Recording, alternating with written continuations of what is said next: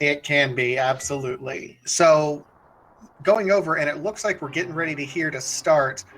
Red mail is for cowards, is what our uncle tells us. Gee, thanks, Uncle. And I Um, am scared out of my wits. All right. and just a piece of heart to start with. Now, remember, this is a standard uh, randomized swords tournament at this point in time. All right, we get a quick map check. It looks like we've got crystals at Hera and Desert with a blue pendant at Eastern Palace. Now, you can often tell what kind of seed you're going to get from the uncle's weapon. We've got a bow seed today. So the bow seed is a very interesting seed. It does indicate that a early trip to Eastern Palace might be in our future. Absolutely. Along with the bow, in order to make sure that we can go ahead and get through this escape process, we were given our full complement of 30 arrows right away as well. So, randomized swords, and with these interesting weapons that, of course, can come up from the uncle, really makes this escape sequence a lot more dynamic than it was in the spring randomizer tournament that was standard last year. And of course, if at any point our runners die or save and quit or at some point and have to restart from a point within the Hyrule Castle here, those arrows will be refilled. That is another sort of quirk that was put in to make sure that everybody was able to complete the escape without many issues. Absolutely. And you want to do whatever you can to make sure you can to prevent those unfortunate soft block situations. Now, what we see Liam doing here as he's going through, he's kind of killing some enemies as he's going through that maybe in the NMG runs you wouldn't necessarily do, in part because he's hoping for a bomb drop. Numberplay got one earlier, just kind of out of luck there. But even getting a single bomb will access that one bombable wall as you're going through escape and unlock some 3 extra treasure chest locations just in case something's there. It makes the routing a little bit easier. It's just a little bit more of a pain to be able to grab everything. All right, just a single rupee in the boomerang chest today. Nothing to write home about yet. So I actually ran some numbers the other day. Turns out that the bow, if you get the bow, that is the least likely item to, given that you get that from the uncle, is the least likely to give you a pedestal seed. Oh no, Dr. Bob, you mean to tell me that because we've gotten the bow, we won't have a pedestal seed? Whatever no, I'm just saying that the probability drops from roughly 4.8% overall to roughly 4.5%. Wow, okay, so we have a 0.3%, I mean, not percent, but yeah, a point drop in pedestal likelihood. That's okay, that's good to know. For those of you who'd like to know, the most likely seeds for pedestal are 10 bombs at 5.099% and Cane of Burna at 5.097. Like, they're very close. You know, if I were a physicist, I'd say no chance because it's close enough. Seems good. All right. In the meantime, Numberplay and Liam Atlas are at the top level. So really the bow's the only thing of worth. Liam is still hunting for a bomb as he's going through here. Numberplay has his bomb in the meantime. Squirtle's wagging his tail as he's going. Yeah, the only issue with trying to farm bombs with the bow is you do need to conserve your arrows in order to actually get that key from the rat later on. That rat is cause for more consternation in this particular mode than I think in any other mode. I had a seed running when I was doing Burna, and I just ran out of magic. And this was before the logic update that they had. So just interesting to note, little things that we took for granted in other seeds. We just really have to stop and think about now. Speaking of full magic,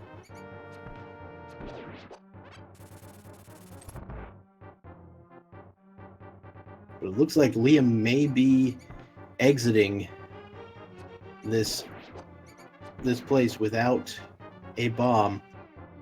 Oh, well, there's 10 more arrows. Give him a shot to farm these up. No, he is trying. He is doing whatever he can. Oh, and he when gets an 8-bomb drop. That was clutch.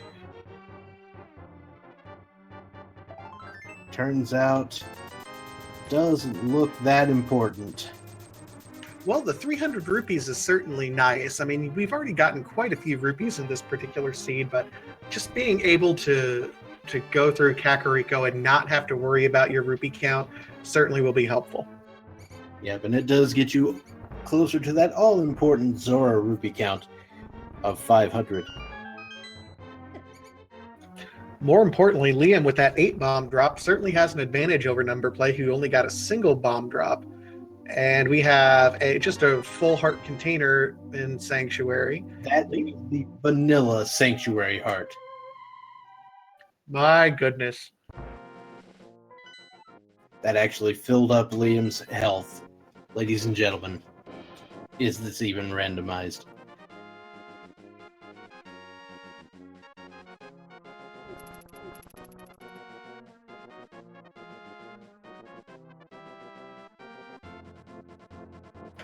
All right, so Numberplay is actually skipping the Lumberjack ledge check, which has become a popular move for people until they get to the point, oh, and 10 bombs sitting there in the forest, so Numberplay isn't going to have to go farm up bombs either. That 10 bomb drop, remember, is a new kind of item that was left in this version of Randomizer specifically, because that's something that Uncle can give you as a verified weapon, quote unquote, to get through the escape. So that's the only 10 bombs that there is, and Numberplay picked it up in the forest. Yep, it's pretty great.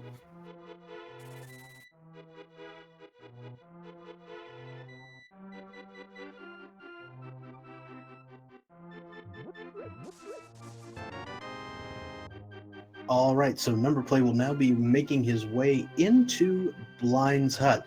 This is the first of many caves that contain 5 or more chests.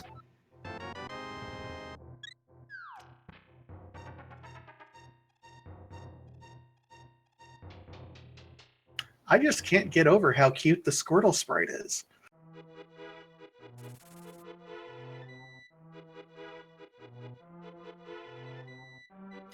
There's some progression for us. Our first lift upgrade is going to be in the basement of Blind's hut.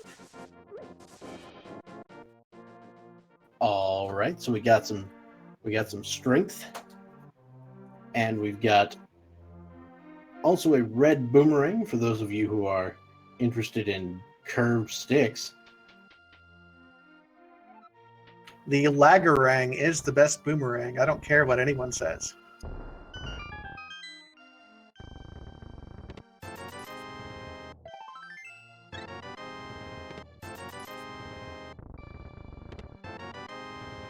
And the Kakariko Well is also another location that has 5 chests, and Numberplay's clearing that out. We get additional money, and wasn't quite able to see that last one, unfortunately, due to some issues. But oh, that's interesting. A bottle vendor for 100 rupees. You too can cut your Ganon fight into a third with the silver arrows. ooh.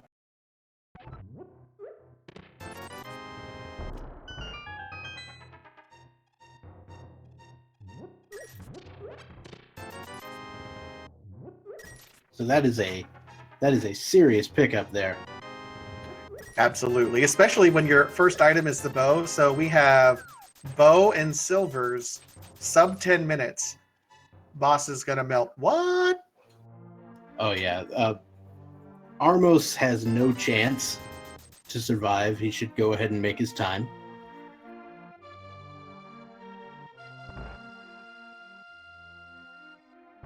The only thing logically that's keeping us from being able to do Armos is, of course, the lamp at this point in time.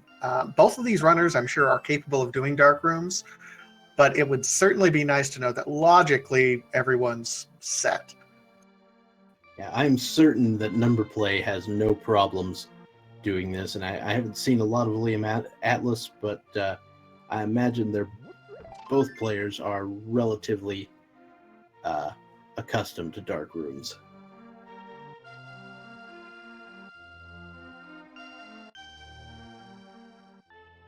We've got our night vision. Numberplay goes ahead and bombs through to do the race games. Thought about saving and quitting, but said, yeah, you know what? I'm going to pick up those 3 bombs anyway. Yeah, nothing wrong with some free bombs. I mean, he had to spend 1 bomb to go there, and we do see Numberplay is making a beeline for Eastern. He is... Where are you going? Well, he was just checking. Okay. Yeah, he's going to check the island. There's just 10 arrows on it, so nothing particularly important.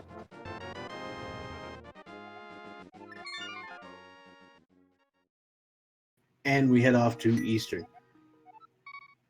Now, as much of a beeline as this is, I don't think he actually has any bees.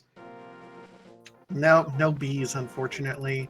I'm sorry, both B-Links and VTorp.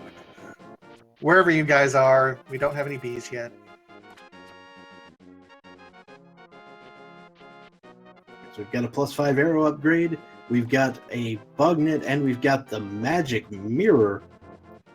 That's interesting. Numberplay is saving and quitting, not continuing on to Eastern. Very interesting. The magic mirror, kind of, since he needs to do the South Shore anyway, picking up that mirror makes it a little faster because the dam, as we can see with Liam Atlas, generally requires 2 trips. You go in, grab the chest, and then you drain the water. But since Numberplay has the mirror, he can get it done in 1 trip with a nice little block erasure glitch that is exclusive to the Japanese 1.0 version of this game. And it's the Titan's Mitts, which we missed the first time around. Mitts, I mean, we are only 1 item away from Dark World, at least being able to be productive in Dark World at this point in time. Still waiting on the Moon Pearl. Still lots of item locations, of course, to check, but would love to see that Moon Pearl right now. And of course, the hammer wouldn't hurt because that would give you a few more options about where to go into Dark World.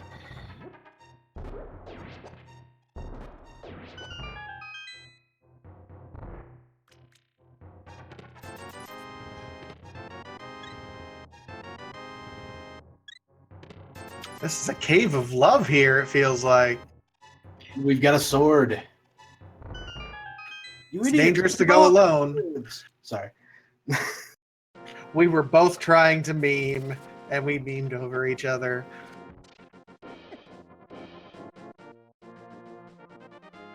But yes, swords are very important in this game. You're going to have to get at least 2 of them before the end of this run. Unless you want to just, hurl yourself again and die over and over. I mean, I've seen worse ideas. Not many, but worse. It does seem like a pretty large waste of your time, though. That's what I call college. Hey-o! Oh, and we got blue mail over in the Ice Rod Cave. Certainly not unappreciated. But as we were told, red mail is for cowards, so... No more upgrades, gentlemen. That's it. Uncle would disapprove.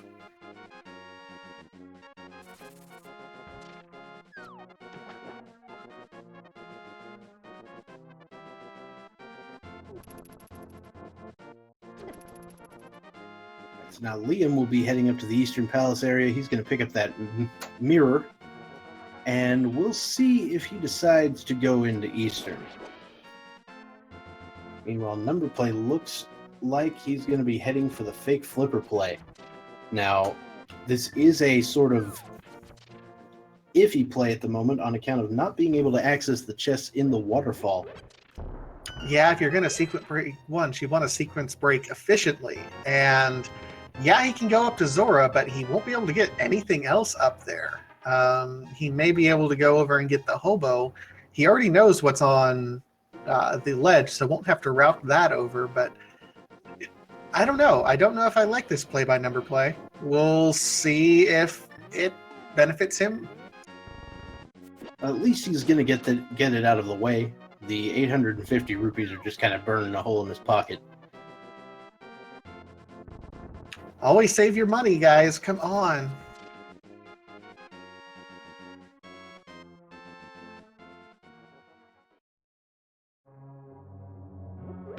We've got a +5 bomb upgrade from the hobo.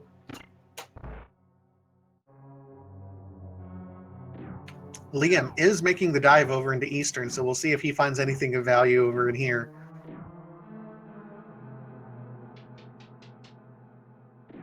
I expect him to clear the place out, to be honest. But the first item is just a piece of heart.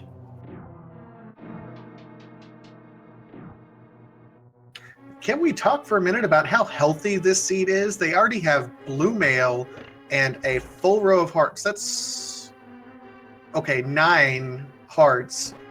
And we're sub 20 minutes still. Yeah, I don't expect too many game over screens. Absolutely not. This is an incredible run here at this point in time. Oh, we've got the flute on the ledge.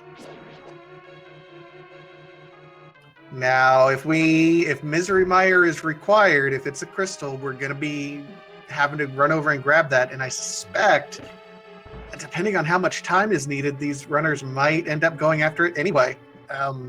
Just because flute is such a time saver in getting around.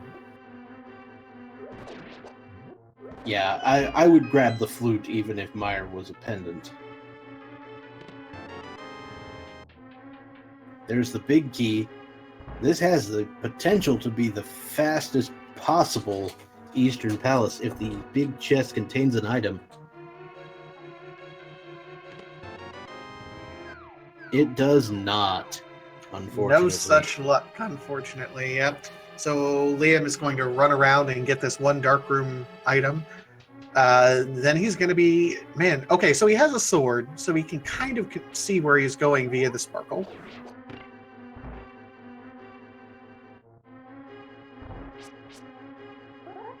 Yeah, the sword is generally enough to light the way. Numberplay is now going to check the Lumberjack Cave, interestingly enough.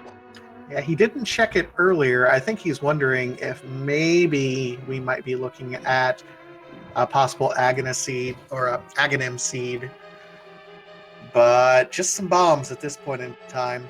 So logically, what do we have left? Because all I can speaking of an Aghanim seed, the Cane of Samaria, found inside Eastern Palace. Locked behind a dark room. That, I don't know, that might not bode well. It might point to a late lamp seed, which, I mean, both of these runners have already shown they're capable of doing dark rooms. But that will be interesting. Yeah, I think if I had to guess, I think the flippers are in Aghanim's cave. Well, I mean, it either the flippers. I mean, it could also be the lamp, which would then. The lamp. Yeah, I mean, it could. There's a few different things because lamp would officially unlock Cane of Samaria. It would also unlock officially Death Mountain.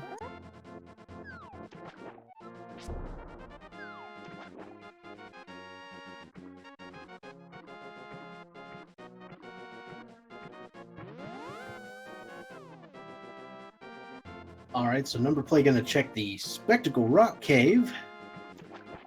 Inside we find just a bomb upgrade.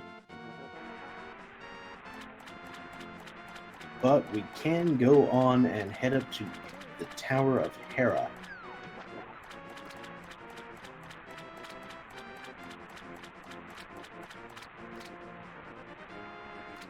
And we get a map check. Oh man, I hate seeing green pendant Turtle Rock. Oh yeah, so we got green pendant Turtle Rock, we got red pendant Skullwoods. It looked like Crystal 5 was Swamp, and just spitballing here, I think Thieves Town was 6, but don't hold me to that.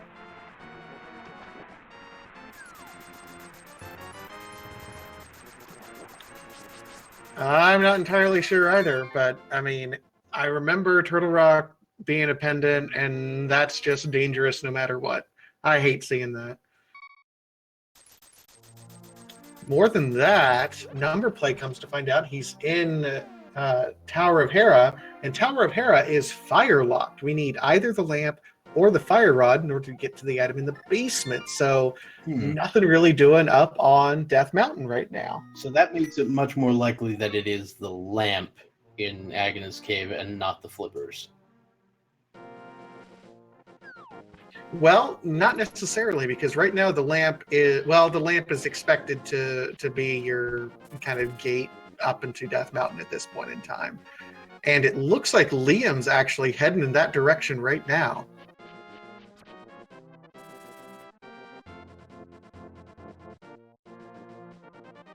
Oh yeah, it could be in Checkerboard Cave. So you could find the flippers here in Agnes Cave, go get the flute, and then flute to 6, pick up the rock, and go to Checkerboard Cave. That's mean. To pick up the lamp. I mean, I've seen some mean combinations in version 29, but that would be really mean. Or the Moon Pearl, for that matter. It could be the Moon Pearl. Like, all of our, horrible, nightmarish scenarios could just be, oh, well, Moon Pearl's here. Yeah, Agnes Cave could be the Moon Pearl, so...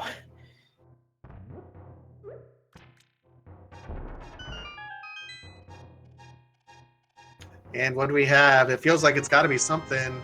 It's the flippers. That's what I said the first time. Now that will unlock the flute, but that does also unlock, of course, those other two Zora location, or the Waterfall Fairy location. So Liam's going to get a little bit more access than Numberplay is, but keep in mind, Liam also doesn't have the rupees for Zora. He might try to farm some up before he goes there. I believe he already paid Zora. Oh, did he? Yeah, did they both pay Flipper? He knows that the flute is up there. Alrighty then. So he's actually gonna do the hobo and the Waterfall Fairy. See, and I thought it was Numberplay that had gone up there and checked. I didn't think it was. They both did. Okay. Now I know, and knowing is half the battle.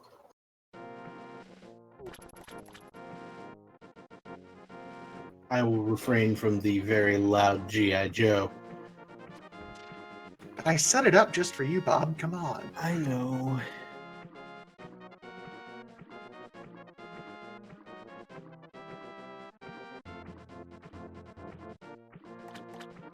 Yeah, the other half of the battle is RNG. I love it. That's really true when it comes to Rando.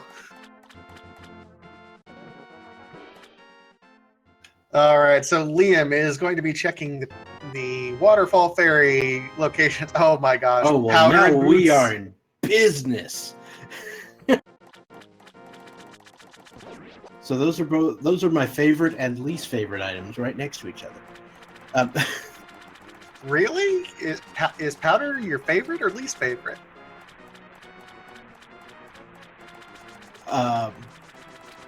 It's okay. You don't have to answer if you don't want to. It's okay.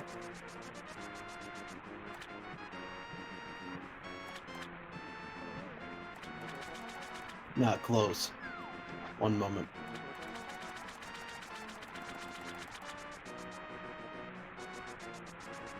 All right, so Liam goes over and picks up his flute. I'm sure he will save and quit and just about immediately go and cash that in. There we go. Sorry about that. Am I coming through again? Yeah, you're fine. Okay, good, yeah.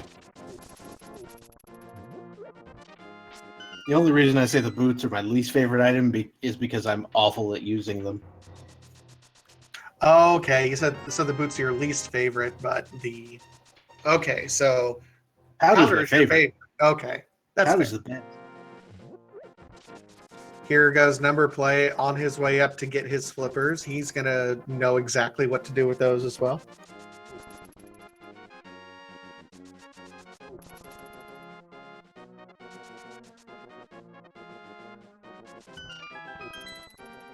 We got a map check from Numberplay. That's how we know 5 and 6 dungeons.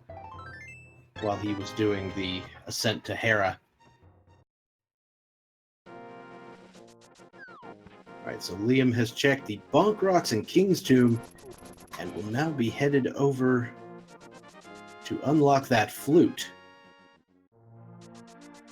All right, so what's the worst possible thing? Because right now all the flute unlocks at this point in time. We've already been up Death Mountain, and we know nothing's really up there. It also unlocks Checkerboard Cave at this point in time. I guess we also have Desert that's open to us with this logic, don't we? That is true. The actual inside of Desert Palace could very well be a thing. But I love when things are in Checkerboard Cave. So what is the worst thing that could be our next line in the logic here?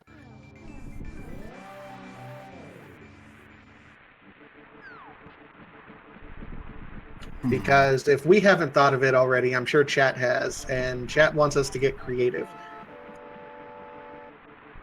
I guess you could have theoretically checked the bat. No, you can't. You don't have the hammer, and you don't have the. You can't lift the rocks as a bunny to reach the mirror spot. Well, here comes Liam's checkerboard, and it's the single arrow. Oh, that's not what you wanted to see there. Oh, Liam's floating away. No, go back to desert, dude. And he's going to be checking up here and going to be looking around. He kind of got dead rock there, unfortunately. Yeah, unfortunately. He could have made use of the powder before that, but once they go solid, they ain't moving. And Liam takes a death to the cabbages. Doesn't matter what kind of mail you end up having, cabbages will do 1 heart damage to you no matter what.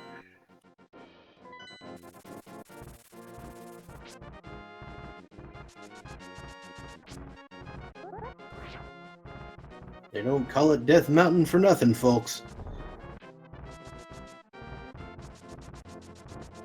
Yeah, so at this point in time, I think you and I know, Dr. Bob, after seeing both of these guys, desert has to be the play. It has to be the logic. Yeah, desert seems entirely likely.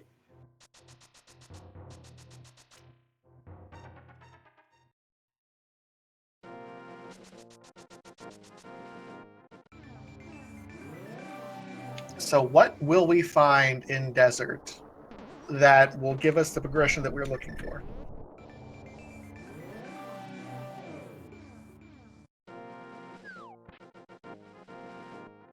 So I think if we want to delay the Moon Pearl as long as possible, we want to get something like a hammer or hookshot, something to take you to East Death Mountain. Okay. I'll one-up you here if you'll allow me to.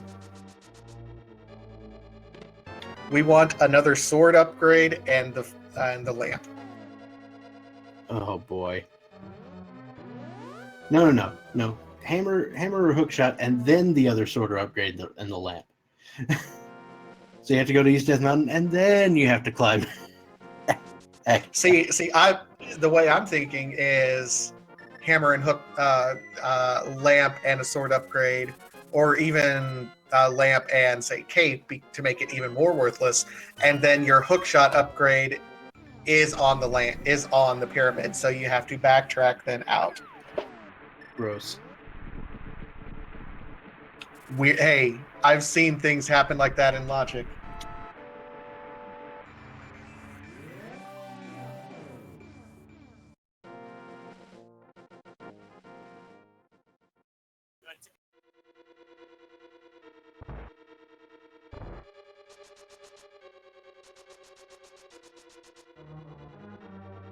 All right.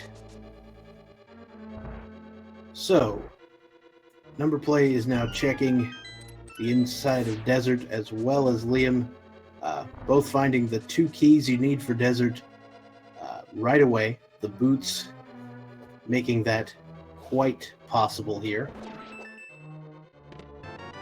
Yeah, boots certainly help out in Desert. I mean, nothing can be possibly locked here. Let's see what else. Oh, hook shot. You sneaky.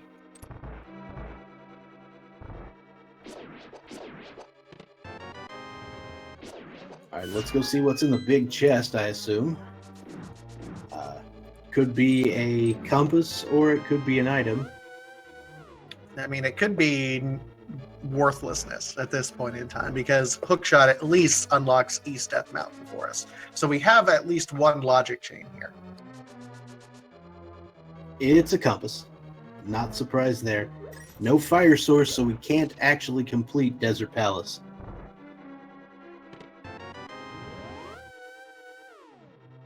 And now oh my Numberplay. gosh.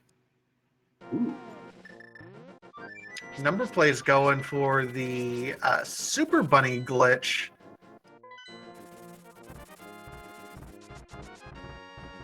And I just want to point out the Super Bunny glitch when the bunny is the Squirtle Squad. I'm going all the way back to the original Pokemon anime, Squirtle Squad with the glasses. I dig it. And it turns out Myers Shed is basically worthless, but Numberplay got that out of the way while he was here. We are also noticing that the Bombos medallion is what is required for Meyer today.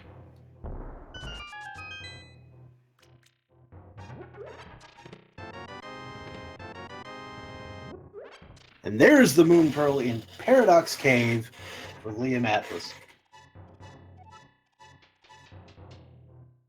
All right, so there's our Dark World access. That's really going to open the world up to us right at the moment.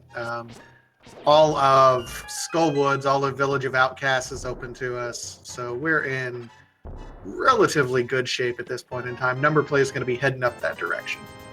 Now, you see, without the hammer, though, you're still in a potential Aghanim required situation. Can you tell me how? Because we do have the in flippers. Fat Fairy. Oh, Fat Fairy.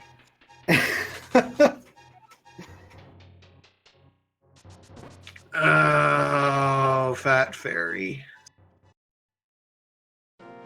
I kind of want to write a parody song. Oh, Fat Fairy. Lamb, lamb, lamb. Anyway.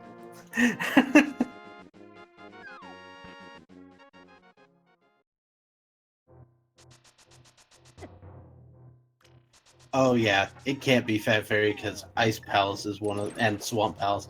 The 2 crystals do not allow that to happen. Oh, so looks like Aga is deed. D-E-A-D, deed. I'm perfectly happy with that.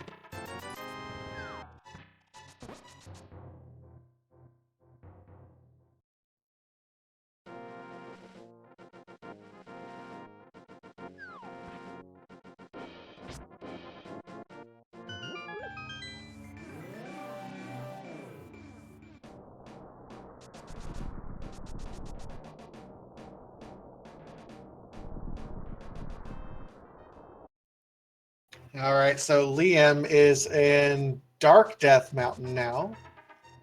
Going up here. Yep. The hook shot and the existence of that moon pearl gives them access to 6 whole chests up here on the dark side. Interestingly enough, you could have gotten these 2 chests without the moon pearl fairly easily, which is why this cave is called the Super Bunny Cave, because it is completely trivial to activate the Super Bunny glitch so that you can open those chests.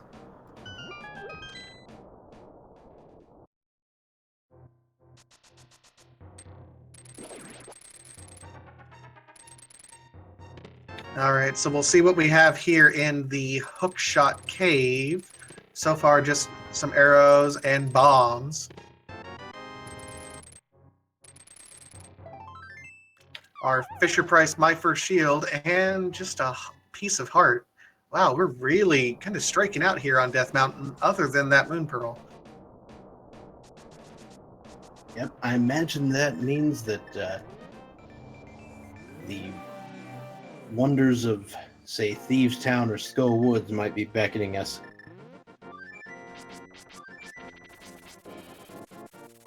It certainly feels like the logic is pulling them that direction. I mean, we do have a lot of the dark overworld as well.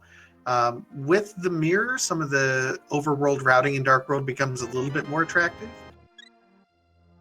We did get our first bottle, though, in Super Bunny Cave, now that I remember it. I just didn't realize it was our first.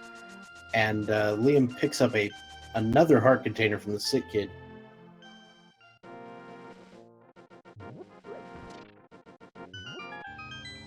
I mean, just look at how close this race is. This is a very close race. Yeah, Numberplay is just right on Liam Atlas's heels, and Numberplay's done a couple other things that Liam hasn't. So just remember, it may look like they're following similar routings, but it's not really much of a lead until we say go for go mode.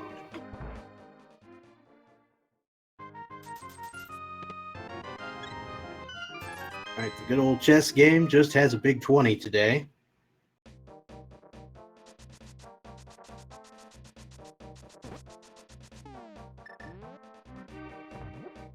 Liam routing the chess outside of Thieves Town before heading in. That makes sense for 2 reasons. One, you don't have the hammer, and so if there's something in the big chest of Thieves Town, you want to maximize the chance that you don't have to double dip it. And 2, I tend to forget if I like check one thing then go into Thieves Town, I tend to forget the other 2. You know what? So do I. I'm right there with you, so I can fully and completely understand that.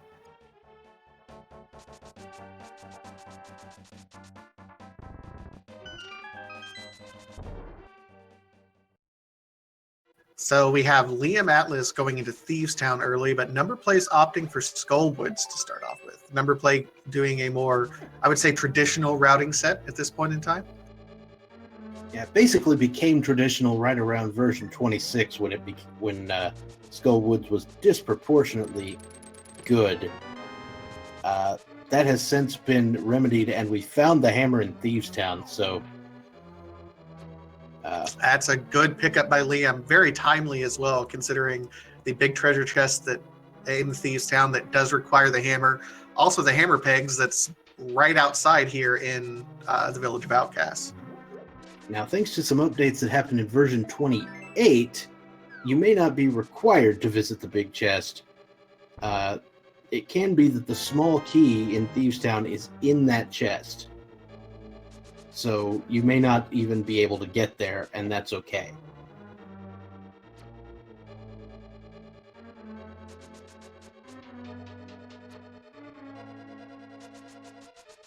Yep, I haven't really seen a whole lot from Numberplay at this point in time, at least through this portion of Skull Woods.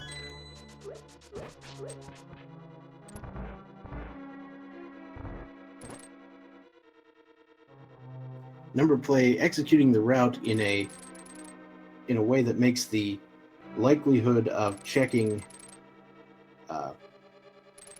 likelihood of having to go through the pinball room minimized. How do I words? You words good, Dr. Bob. You know you do. But Numberplay doesn't actually find anything of value in Skull Wood, so he's going to go ahead and opt out to leave. No fire rod, so can't check the other end, but that's a nice sword up there. No cape, but that'll be something to keep in mind for later. So in order to acquire that sword, you will be requiring the magic cape. Numberplay is going to go check the graveyard ledge, which is a out-of-the-way location that nobody likes to check. And if it turns out to be huge, that's going to be a pretty big advantage for him. There is a long list of runners in competitive races that, because of a single item in this particular cave, have lost races. So a lot of people go out of their way to check this just in case. Just a bottle this time, but a good safety check there by Numberplay. And of course, Graveyard Ledge, this is about the only time that Graveyard Ledge is really convenient to go to. So now Numberplay will be heading right back to the Village of Outcasts. I expect a Thieves Town dip and some other things along the way. We note that Liam Atlas never picked up the small key to Thieves Town, which means that that key is in the big chest. Meaning there's no reason to worry about having the hammer before you go into Thieves Town, even though it's in there. I thought it could be on blind. No. The key cannot be on blind because you could theoretically take the key from the room where it's under the pot with the crystal switch and open the big chest door with it, and then you'd be locked out. Oh, okay. Good to know.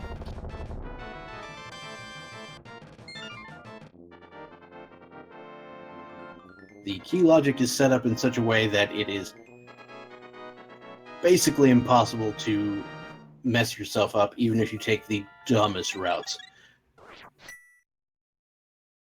Challenge accepted. I mean,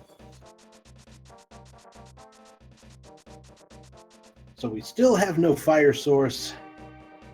It looks like Numberplay is actually going to skip out on Thieves Town for now. that's gonna do him some harm here in a little bit because of that hammer. Liam Atlas and Numberplay are both going to be in the dig game. Oh boy. Two friends digging in the dirt at the same time.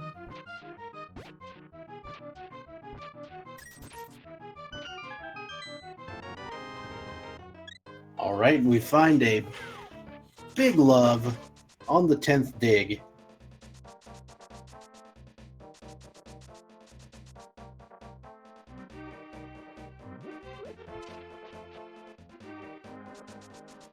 As Liam and Numberplay predictably go back to pick up the smith.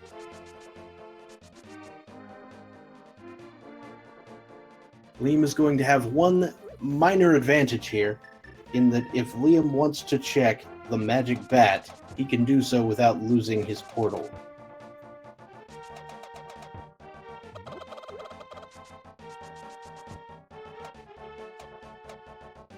And can also check the peg cave. Yeah, so that's I would important. certainly say that's a pretty decent advantage right here for Liam. Now, Numberplay is going to check that magic bat as well. And it's a lamp! And hey, there's our fire source. We can see clearly now.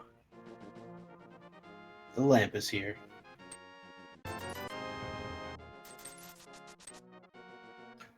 You know, I need to come up with a good Jafar, first bring me the lamp joke, but it's just not coming to me.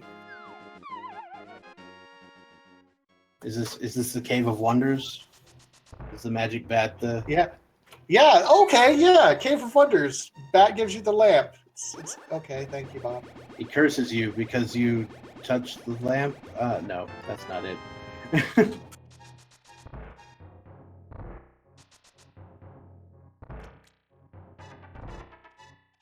All right, so Numberplay is going to go back up, back into the Village of Outcasts. Perhaps he will take a dip into Thieves Town, or he'll be heading to pick up that purple chest. We'll see. Depends on if Numberplay wants to continue doing overworld checks or actually take the plunge. And it looks like the plunge will be taken. Meanwhile, Liam is going to head south, start checking some of these overworld locations. In the Dark World, he'll be able to get the South Grove Ledge, Stumpy, Hype Cave, all kind of routing that together before he drops off Gary's lunchbox here, the purple treasure chest.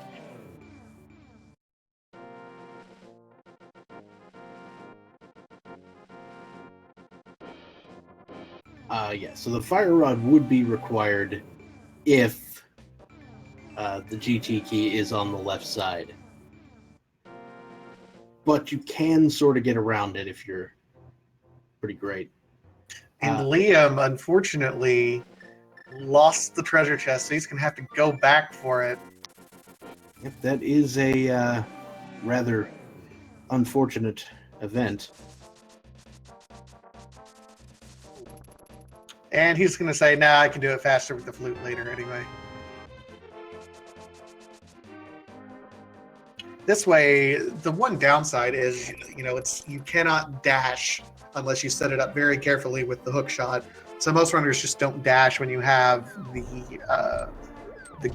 lunchbox anyway. So Liam will be dashing around, going over to hook shot or to a hype cave over here, and picking up the lunchbox later, where he can flute over.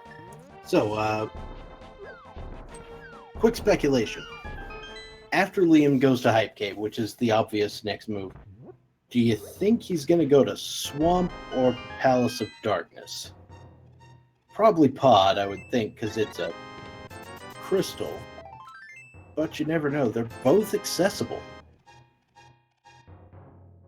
Yeah, I would say follow the logic, and I'm a big fan of the if you can do a crystal dungeon, complete the crystal dungeon logic. So he can complete Desert Palace if he wants to. He can complete Pod completely. I see no reason not to do Pod, and it looks like that's where he's going. Right, but Swamp is a crystal. I read that wrong. Oh, My right. apologies. Swamp. They are both crystals. So now we've got, a decision. And I expected the Palace of Darkness play anyway, because although Swamp has more item locations, it just tends to be worse.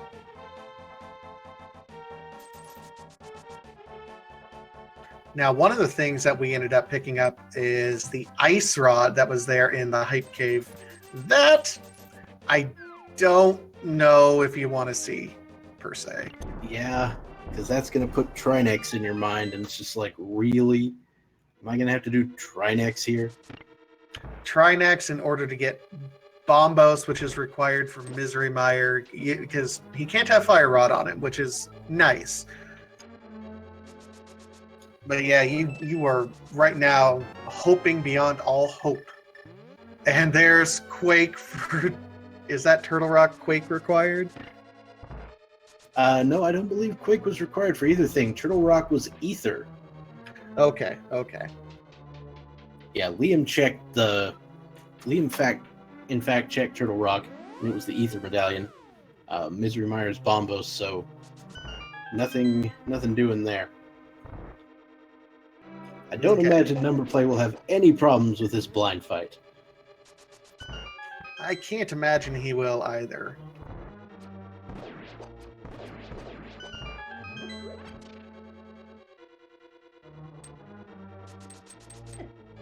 Yeah, at this moment, all we need for go mode is Bombos and a sword.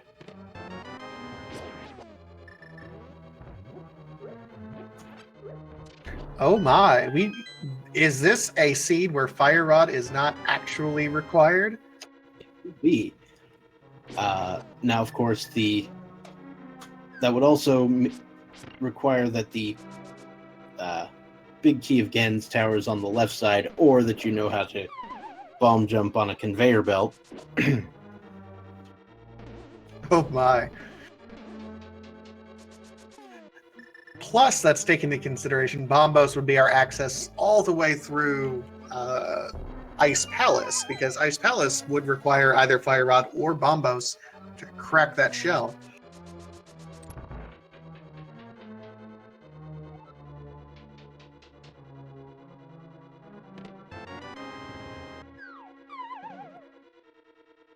But that would be interesting, not having to dip into either Turtle Rock or Turtle Rock at all, and then using Bombos through Ice Palace, and just the idea that Skull Woods, you don't even have to go much further past that. That's, I would say, insane, but crazier things have happened in Rando.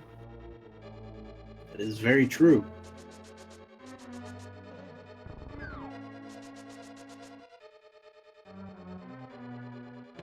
All right, so Liam Atlas has finished out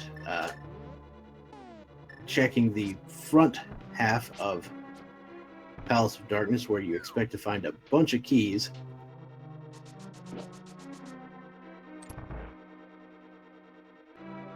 If you want to know anything about the layout of Palace of Darkness, just imagine a mullet.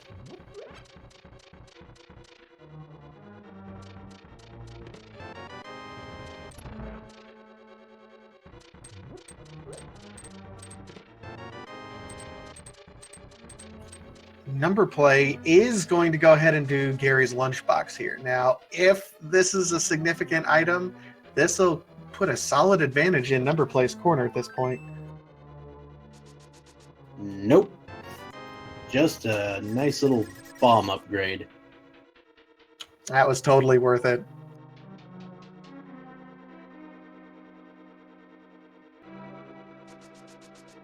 All right, Liam Atlas heading into the Dark Maze of Pod.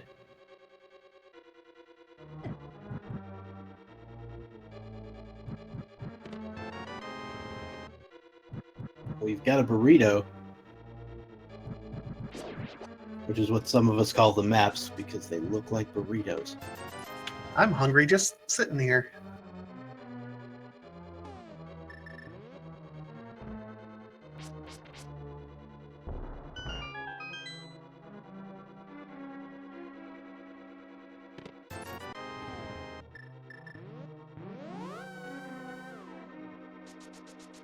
Numberplay is not happy with that bully there, giving him the ice rod. He knows what that means. And it looks like Numberplay. Is he doing this? Is this happening? Is this real life? Is someone willingly going into Swamp Palace? Hey, I like Swamp Palace.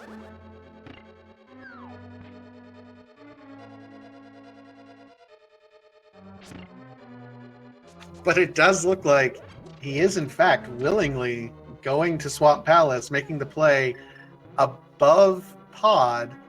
I don't necessarily disagree with it. It's wonderful route divergence, so both runners have to do both anyway. Yeah, that is true. Perhaps, maybe he is a fan of Swamp, or maybe he just, feels behind and figures his opponent's not going to go to Swamp, and it's just like, if there's something here, it's going to be the best. I will say, Fighter Sword Swamp isn't necessarily the most fun thing to be doing. Yeah, when you get to Argus, you may be doing what we call Menu Boss, or Spin Boss. We'll just go with not fun boss, no matter how you slice it. And there's the Cane of Burna, or the Cane of Brian, as some people call it. When you stop and think about how many other names we have for things in the community, it really is staggering, isn't it? Yeah, it's not a small number.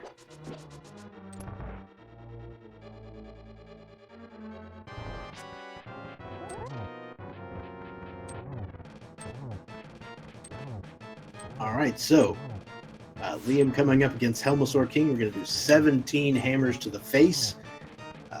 holding out the sword merely to extend the hitbox of the hammer, because the hammer's hitbox is, in general, shall we say, garbage? That's, I think, a fair assessment. Yes, sir. Very scientifically accurate as well. He's pretty solid, and, you know, maintains the family-friendly atmosphere of this channel.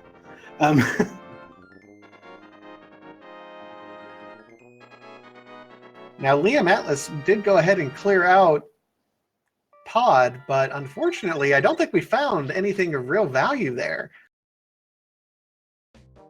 Yeah, that is true.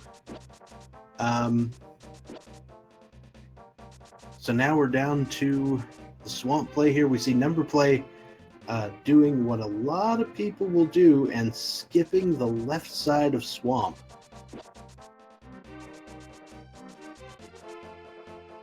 Now, to be fair, this is a play I would make at this point. It's like I'm in a waiting room.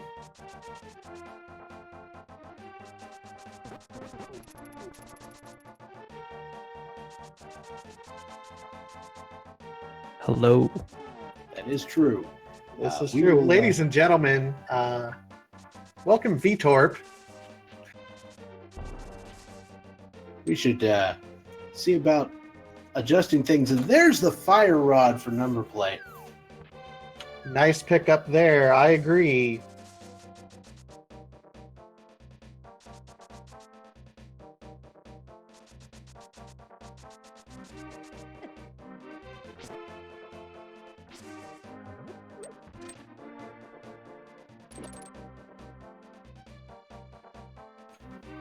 All right, we see Numberplay and Liam still going. Liam looks like he's going over here to check the catfish area.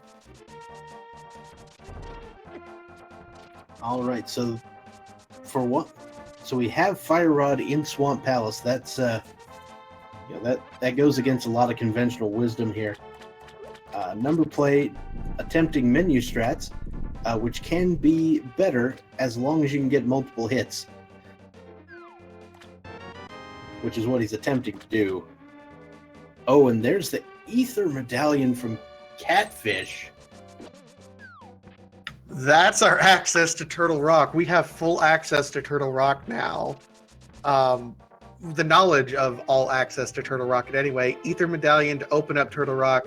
Numberplay does have both the rods. Oh my goodness. I would be super nervous if I were these runners right now. Oh, yeah. Because you could have Bombos on, I don't know, Sahasrara.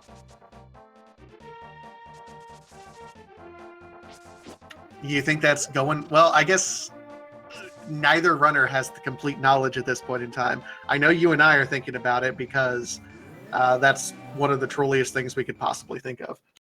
I think it's definitely going through Numberplay's head, sort of.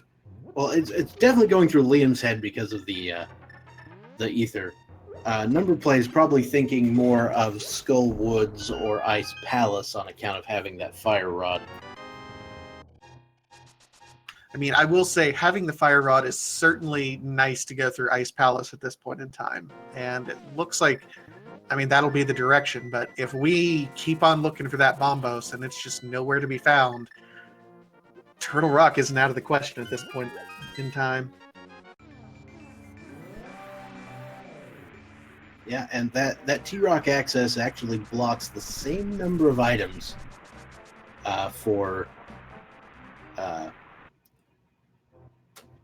as Swamp Palace does. So you got the 5 in the dungeon and the Mimic Cave.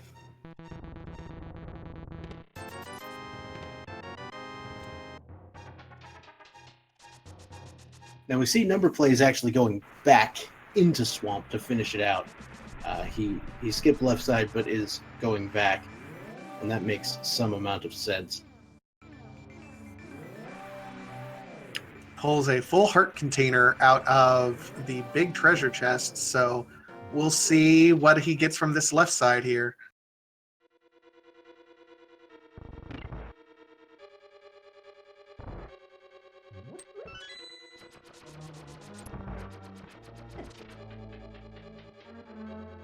So we see Liam is actually going to go finish off Desert Palace. There is an item on Land Molas.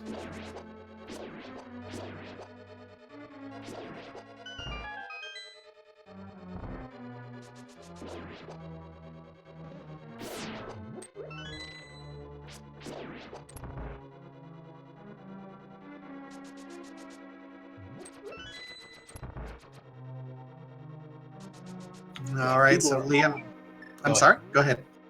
People are always going for that worst possible outcome when they're watching. Oh, absolutely. I think that's half the fun of watching Randomizer is how horrible can it be, and then give me the jet seeds, please.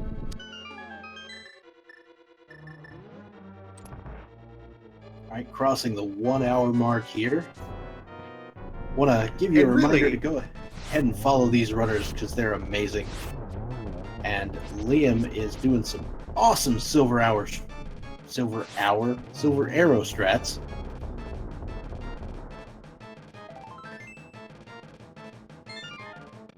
Rewarded with a piece of heart, but more importantly, a crystal. All right, we saw Numberplay pick up the last item in Swamp Palace. It was a bottle.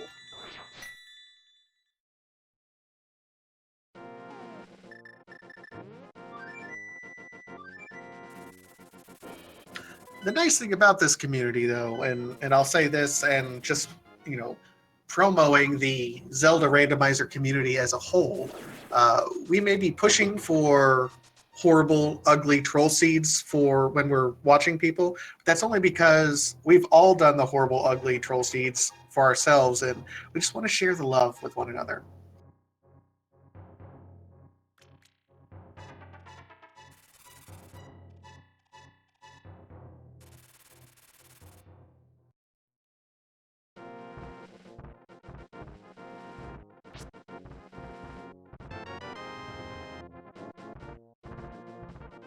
Oh, and Kiki the monkey must have red mail because he's a coward and runs away. Ah, that is true.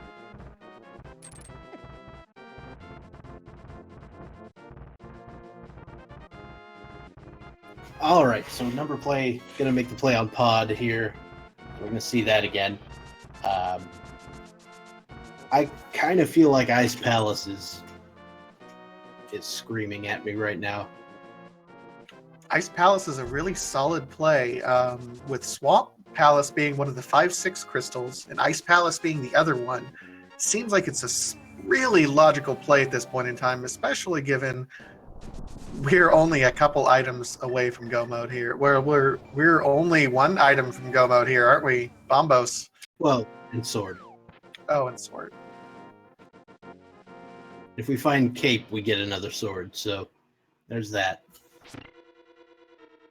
Now, Liam is making the play on Tower of Hera, which we did not see finish because it was fire-locked.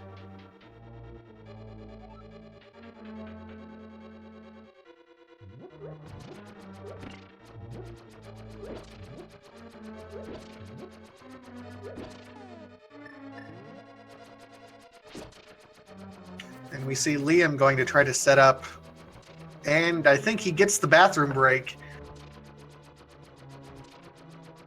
Everyone go refill your water. Liam, well, by standing on top of the blocks as they raise, has set himself up within invincibility frames until he jumps down effectively. Yep. Now, ordinarily, you would see a flicker effect on Link to indicate that he is not vulnerable, but because we are broadcasting a 60 frames per second game at 30 frames per second, it looks normal. Looks solid.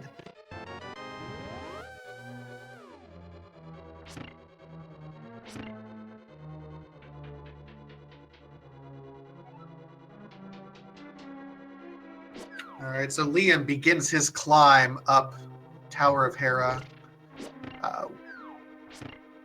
knocking down a couple of the blue beetles.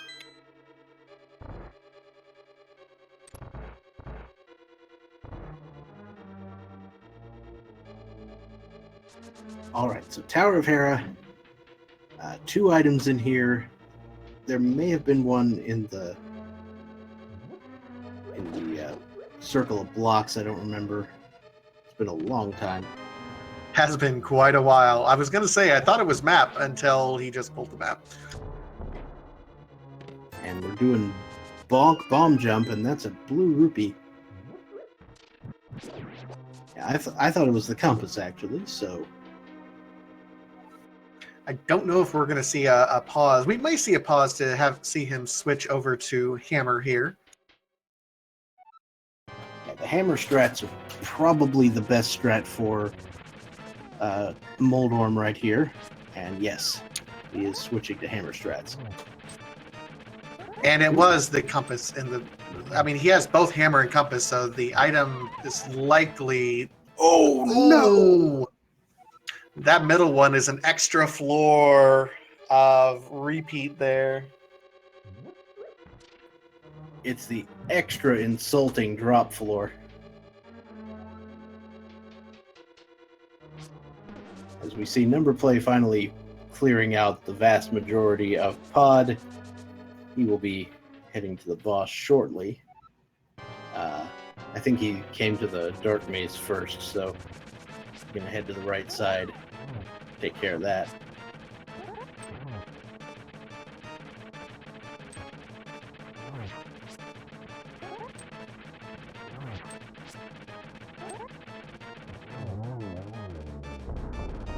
And there we go. Liam Atlas taking down Trolldorm. What does he have? It's just a big 20. More importantly, that crystal, though.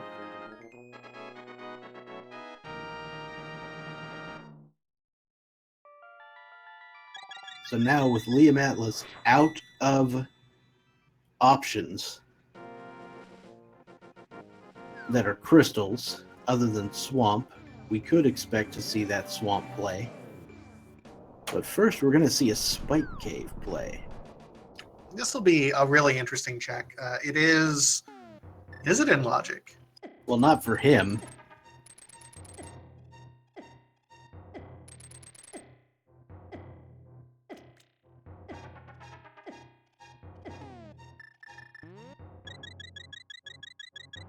And he's downing one of those red potions in order to be able to get through this.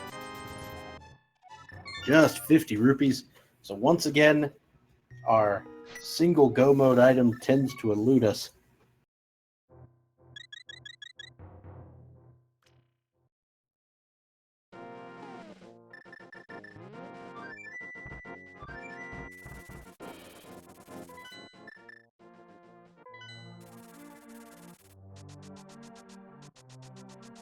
Numberplay on his way to his wonderful Helmasaur King fight.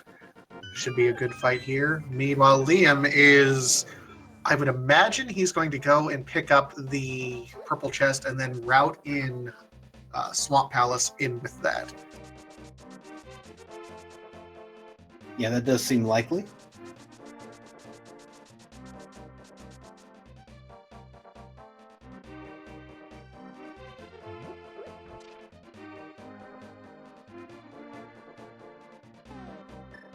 I was afraid that since he was up there at Tower of Hera, he might try to dip Turtle Rock. Were you really afraid, or were you hoping? No, I'm not mean. Or am I? Oh no! Liam dropped the chest again. Oh. And he says, no, this chest isn't wanting to cooperate. I'm going to go ahead and go to Swamp. Oh, Liam, the purple chest is giving you fits today. I'm so sorry.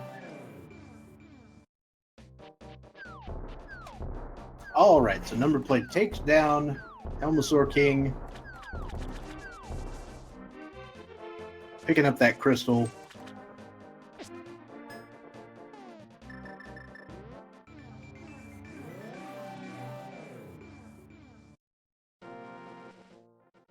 So that's the third crystal for Numberplay. Liam actually has 4 crystals at the moment.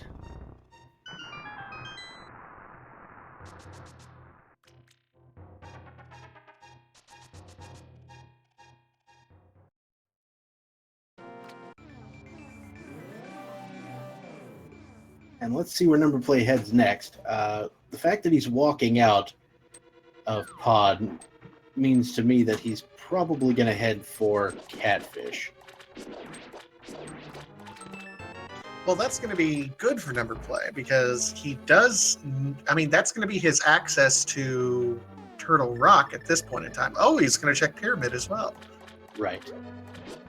But we don't want access to Turtle Rock. He doesn't want access to Turtle Rock anyway. No, but he's going to get his access and kind of let out one of those like groan sigh combinations. Like, oh, do I really have to do this? I still think Ice Palace might be a thing. You know, I agree with you. I would really prefer Ice Palace to be a thing for our runner's sake, but you know what? The allure of a possible double dip into Turtle Rock is just, you know what? It's just alluring.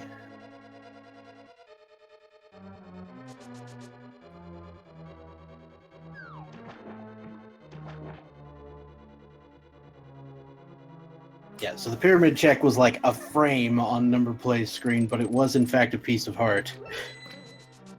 Yeah, it was tough to see, but I think we got an early check on it from Liam's side.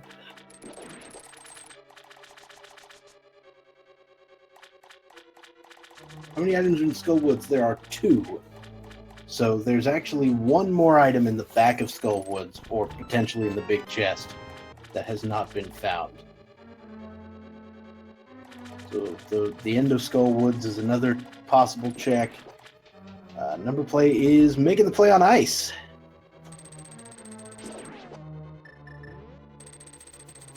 Well, that makes you a happy camper, doesn't it? It does. I want to see what's in ice. I will say, Ice Palace with only Fighter Sword is, shall we say, less than ideal. True. The final boss becomes a little bit less awful if you have the fire rod. However, all of that magic might need to be used to break the shell. Unless, of course, we find the Bombos medallion. I am confused as to why Liam mirrored out as soon as I presume he pulled the fire rod. I mean, he just dipped out as soon as he could. Oh no, I think he may have flooded the key in Swamp Palace. Oh, that's not good. So he's gonna try for this treasure chest one more time. Oh, he drowned the key. Okay.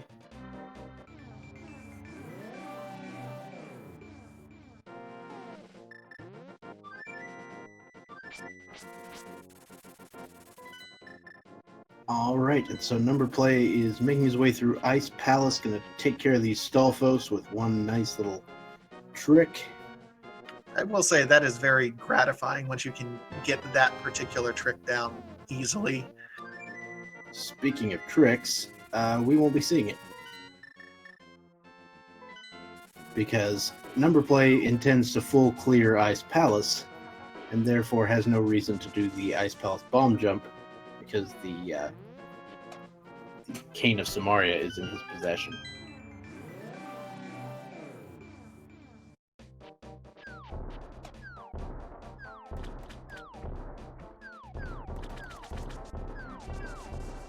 All right, Liam, round 2. Also, very nice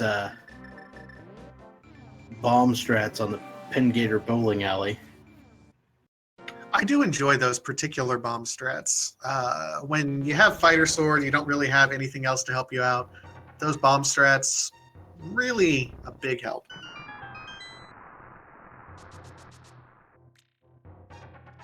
So Numberplay is heading over to the right side of Ice Palace first, via falling into the ice room, past the spike. That's a route I'm not accustomed to, but it is intriguing.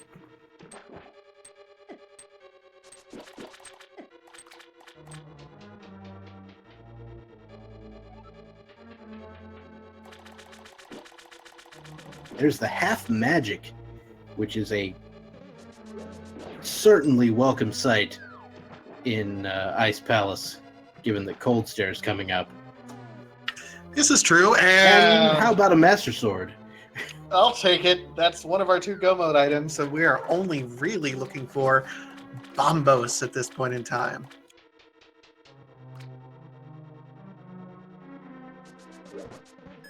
Now, of course, our runners would not argue with an additional sword, mainly because that sword is an inanimate object and it wouldn't provide a very good debate partner. But, it's the sort of thing you might want as well.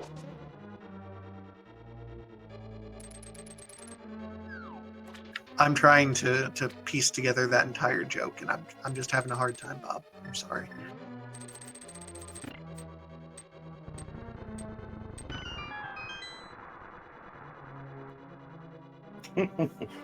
All right. So, Numberplay going to go head over to the iced tea room because we're still missing an item. Although the 2 items we did pick up were pretty solid. Yeah, that's certainly something you'd want to see. I mean, I can think of better situations I'd rather have than half magic, like the 1 item you're missing, but I'll take it.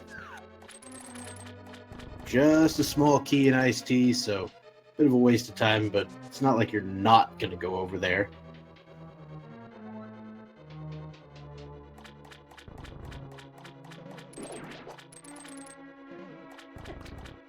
So the last item at this point in time has to be on Cold Stare, correct? Yep. That is true.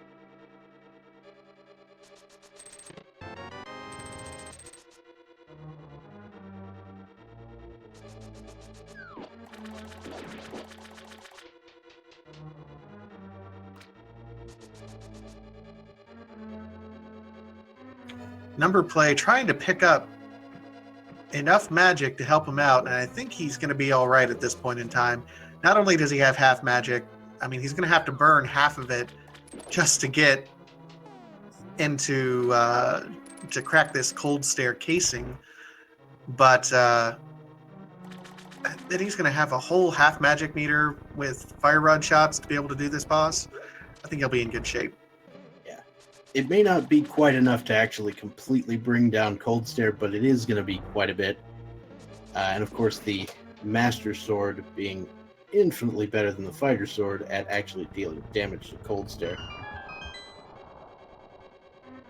For example, you can actually slash him and hurt him. What an amazing concept, am I right? I mean, absolutely. The Fighter Sword requires spins to deal damage to Cold Stare. Oh, and Bombos is there! That's it! That is Go Mode. So you were absolutely right. Ice Palace is the play. We do not have to even look at Turtle Rock. We don't have to mess with Skullwoods anymore. Also, Bombos on Cold Stare is like the biggest troll. I mean, I've seen Fire Rod on Cold Stare too, so... That's true. So just to explain to everyone who might be saying, what's this Go Mode that we're talking about here? Dr. Bob, can you help explain to some of our new viewers what we talk about when we say we're in Go Mode? All right, so Go Mode, the official definition of Go Mode, if you look it up in the Rando Dictionary, is the point where you have every single item that you need to complete the game, and now you just go. You just go until you're done. And that's why it's called Go Mode. Absolutely. Go Mode is, you will see a night and day difference between how these runners play and how they route things and what they do when they are in go mode and when they are still searching for items. Play is a little bit more cautious. They'll check more treasure chests. For Numberplay right now, he's doing the one dungeon he knows he has to do, and we'll do that. I mean, he'll have Tower of Hera and Misery Mire, and he's good.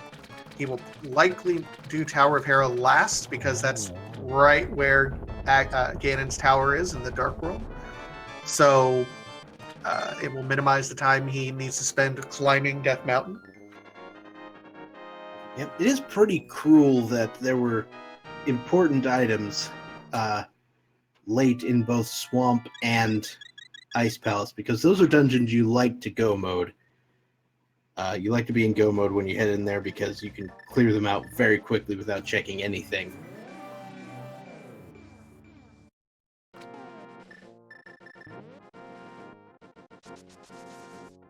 Absolutely. So Numberplay making quick work. So he'll have Misery Mire and Tower of Hera yet to do.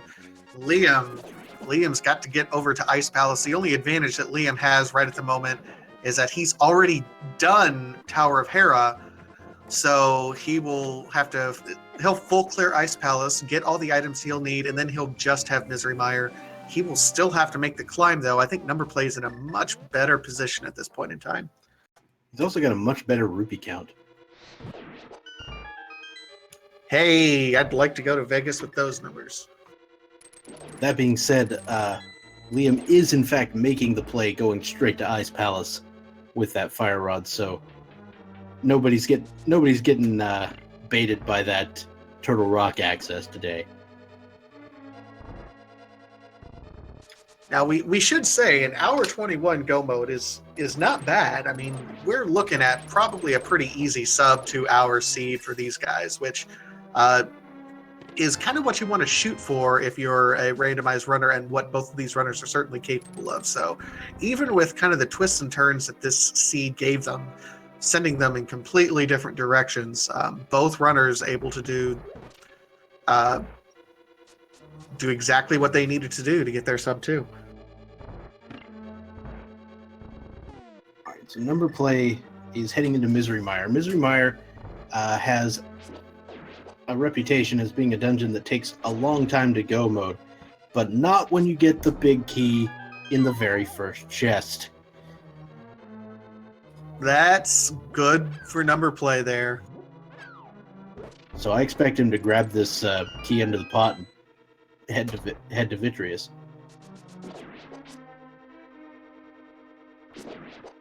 So at this point, what I expect Numberplay to do is not really check anything else in the dungeons leading up to GT, and just hope that if he wants to get a better sword, he'll hope that GT will hand it to him. GT being Ganon's tower.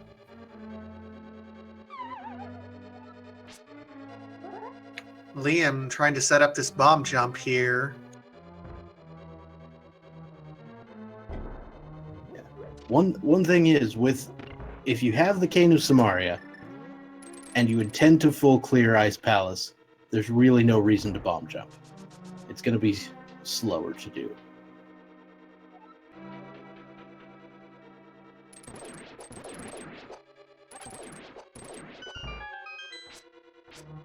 You know, I think there are just so many runners who are so accustomed to that particular bomb jump that it's just part of the routing that they think in their heads, okay, got to get ready for this bomb jump.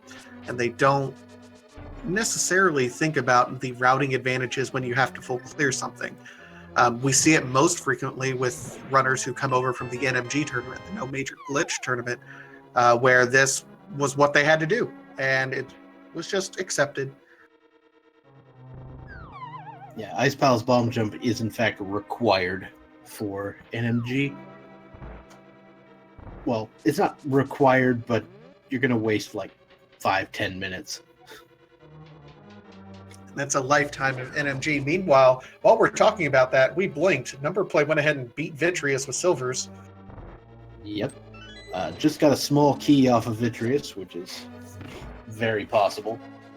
And so we will not know what any of the items in Misery Mire are. and that's okay. So now all Numberplay has to do is go finish Tower of Hera and then head into Ganon's Tower. So in this scenario, what you really want to do is go into the Dark World, stand in front of Ganon's Tower, mirror, and then go finish Tower of Hera, because then when you leave, you can immediately open Ganon's Tower.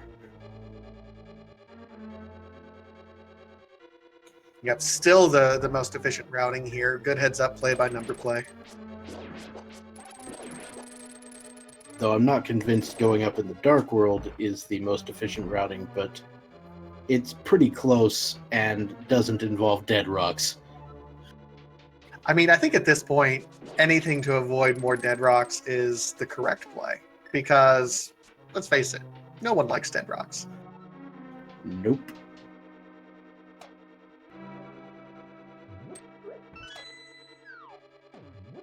So Liam is getting ready to access his Master Sword, which will come as a great relief for him. First he gets that half magic, which is certainly welcome. To clarify in chat, dead rocks are those squirrel-looking things that run around in a line, and when you hit them, they freeze in place and you can't move past them. They are known by many names. None of them really are appropriate for a family-friendly stream. Let's just say they're so annoying I wrote a song.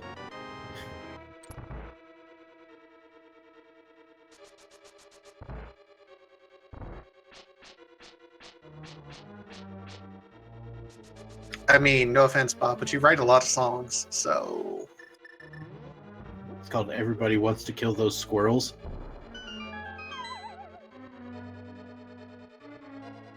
Appropriate. Numberplay is also using the invincibility frames. I don't know if he's on the right side of it, though. Will he be able to get through? It looks close. Yeah, he's fine. And even if he isn't, he can just walk back off. But I think he's fine. I think it's been timed, and it's actually faster to open up Turtle Rock. That being said, you have to get, not trolled at all by the dead rocks.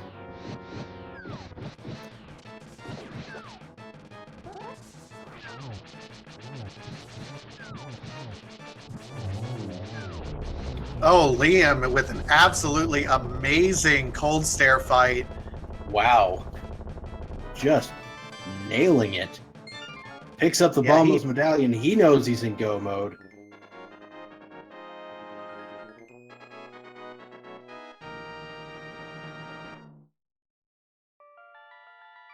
So the speed boost on the stairs. That is what is called a spin dash or a hook dash, depending on how you do it.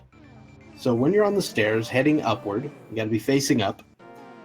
You either execute a hook dash, which would be using the hook shot and dashing at the exact same time, or you do a spin dash where you hold the sword down, release the sword to spin, and then hit the dash button on the next frame. If you do either of those, that puts you in the super speed state, and then leaving the stairs will activate that speed. And so you'll be moving at the boot speed without actually being forced to move in that direction. It's a very handy glitch, especially when, as speedrunners, going faster is kind of our mantra. And Numberplay finishing off Trolldorm. That's going to do it for the 7th crystal. And it's time.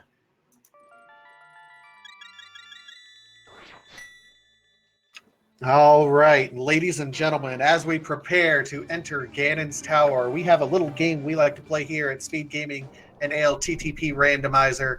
There are 22 treasure chests in Ganon's Tower, 22 of them that can hold the Ganon's Tower big key, 1 through 22. Get your guesses in. We do not have the bot set up, so we're not officially playing the game yet, but we're still going to play. Dr. Bob Tastic, what is your guess, sir? 14. Oh, yes. Bob's chest. Correct. Though I guess the safe bet is 6, since this is the 6th one on the schedule. You know what? We say that because the first one on the schedule, it was in the first treasure chest this morning when I was calming earlier. Yeah, and the second one was in the second one. Oh, seriously? Oh, Yes. crap. I'm actually going to go 8. I'm going to go with the fire bar room. All right. So we find 2 small keys in the first 2 chests on the right-hand side. This is something I've run a few numbers on as well, based on the number of small keys you get in the first 7 locations where the big key is likely to be. It does change.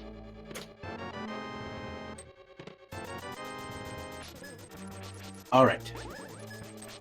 So based on this knowledge, Numberplay is likely making the right decision.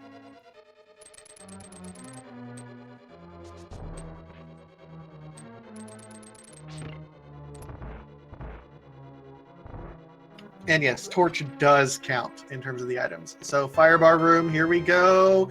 Nope. There's tempered sword if you really want it. That's actually a valid question. I don't know. I mean, it saves you a lot of time. Does it save you enough time to go and get it, though? I don't think so. I think it's more time than it would take. I think it's more time to go through Bumper Cave to get the silly chest or sword than it is to get that. But if you are particularly uncomfortable with Master Sword Ganon, you might want to do that.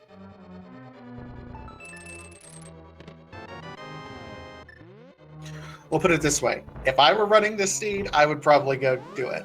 Numberplay and Liam, though, I would venture a guess to say that they're both comfortable enough.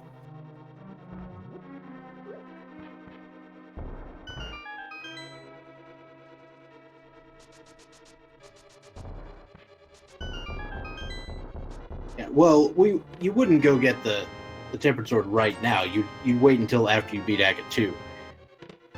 No, absolutely.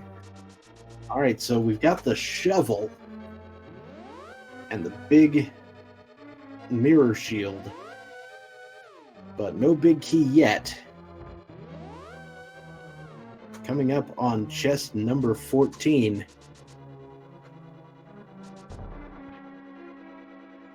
As we see Liam Atlas get the 7th crystal for them, they'll be opening up Ganon's Tower shortly, right behind Numberplay. All right, number 14. We see Bob the Sprite. And Numberplay kills him. What the? Ripperoni. But he spawned again.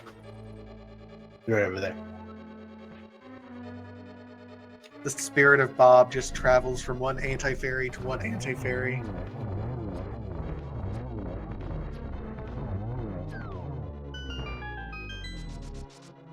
Ice Armos goes down, and now we can see what is in the big chest, the big key chest room.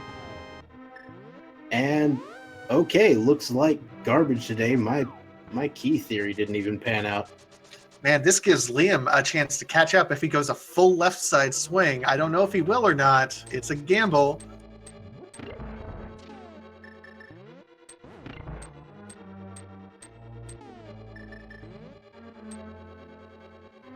Oh, full right side swing, not left side swing. I'm mixing I need to hold my hands up before I say left and right first.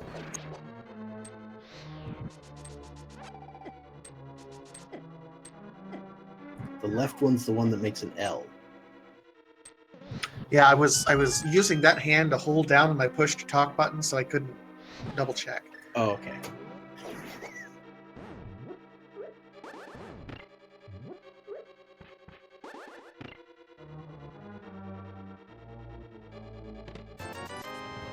I imagine Numberplay will pick up some arrows at some point. There's at least a few on the way up. Oh my goodness, are we going to have a tower? Nope!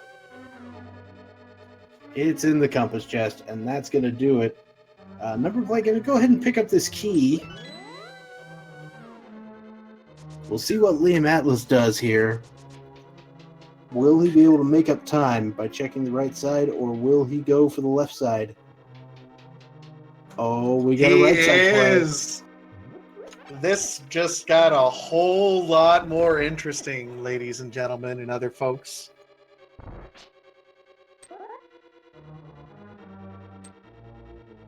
He's not checking tile room, so this will be the quickest reasonable way to pick up this chest. Yeah, so Numberplay picks up an additional 5 arrows in that pot there. There are a few more arrows on the way up the gauntlet, which I imagine he'll want for Ganon. Well, I mean, we've also seen Numberplay use silvers on land mollusts too, so we're keep an eye on that arrow count. It may be the differentiating factor here, given how close these two are. Yeah, I imagine since Numberplay has the arrow situation that he might go ahead and either farm for arrows or use pick up arrows or use the fire rod mostly instead of. Oh, but he's picked up enough arrows for now, so he's good.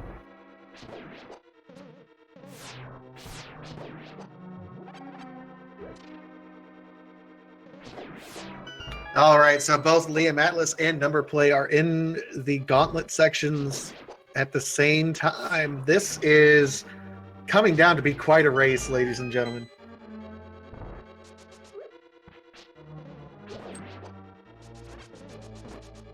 This last gauntlet room, even though there's only 2 enemies in it, is deceptively difficult.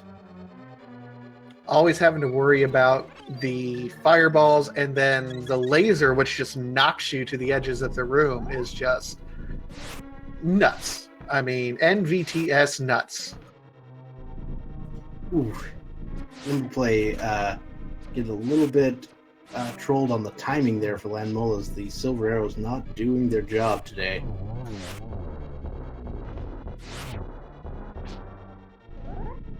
He's down to 10 arrows. I think he's going to be settling for spins up to this point in time.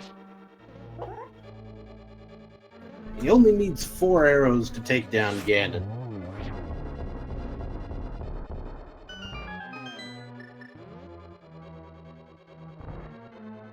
So what do you think the odds are that Numberplay checks chests on the way up here? You know, I would. Yeah. Now, even if I were comfortable with Master Sword Ganon, I think checking the chests on the way up is actually less time than it would take to do Master Sword versus Tempered Sword. Oh man, Liam's in the same boat. He's only got 3 silver arrows right now. He's going to have to pick some up. Oh, I sure hope he notices. Oh my, this race. I really, really hope that this race does not come down to someone forgetting silver arrows. That would be devastating.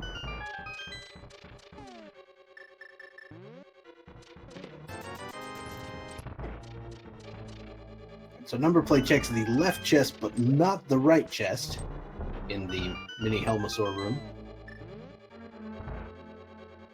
He's going to refill on some health here. I don't know if he's going to go for the chest in the middle or not, but I imagine he might check the final chest.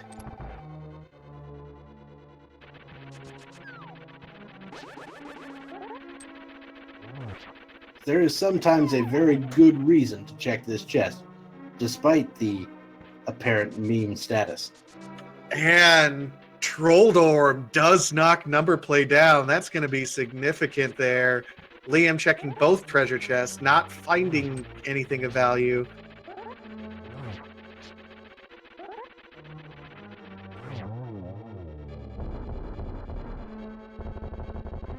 Oh, and Liam is only a room away.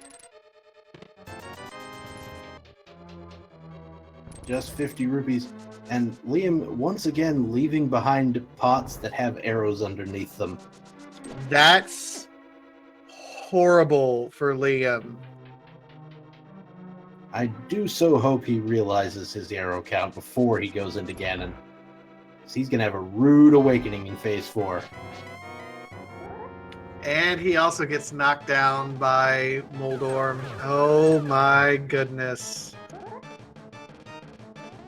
That, I'm not going to say that that's the race because anything can happen, but that's rough if you're going to run out of arrows. Numberplay got a double, a single, and what looked like a double, but it could have been at the same time.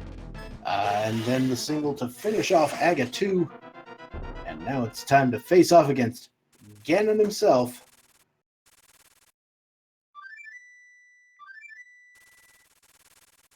It's time for some extra crispy bacon.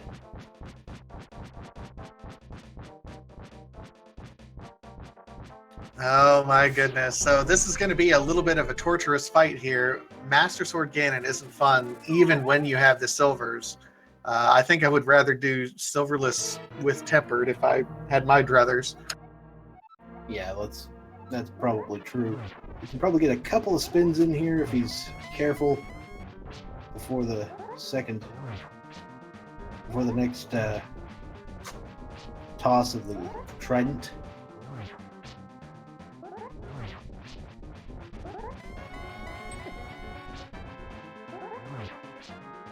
Liam having a bit of a rough of an Aghanim fight. You're going to need 12 spins to advance a phase on the first two phases of Ganon. The first phase, not quite that bad. You can pretty easily dodge these tridents. The second phase, however, is a nightmare. Which is why Numberplay is putting his cape to good use. That's, I mean, a significant difference. Now, I don't know if they have any potions, so Numberplay is going to have to also watch his magic consumption here. Yeah, I believe he has a red potion, but that's about it. Oof. Numberplay getting slightly bodied here. Using that red potion, but man, yeah, I don't know if he has enough magic. I mean, he's going to have to be really careful here. He's going to want to get that torch glitch. He's going to want to get silvers landed at just the right time. Liam Atlas does not notice his arrow count. No, he does not. This is going to be, I mean, it's not good. Neither of these runners are in a very good position right now. This is rough. Numberplay does not get the torch glitch.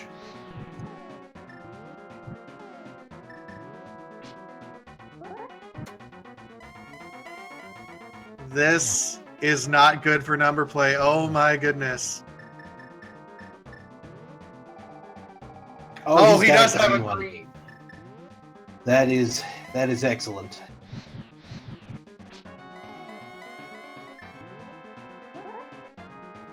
Numberplay should finish this in short order.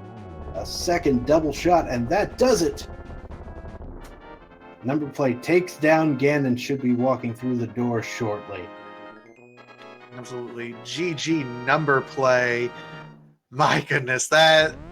Oh, I'm going to watch Liam here as he finishes off this phase. Final time, As soon as he realizes. 144.06, it looks like. 144.09, the official time.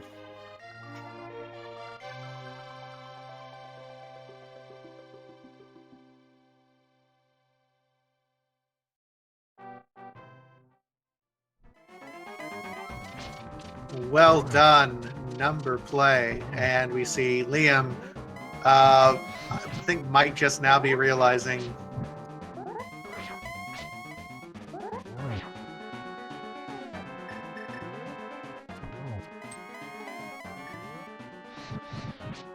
Oh, I don't know if he realizes it yet.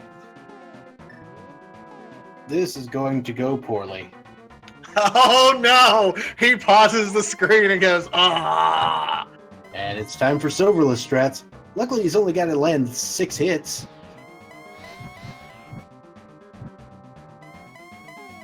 Because I believe the silvers do actual health damage.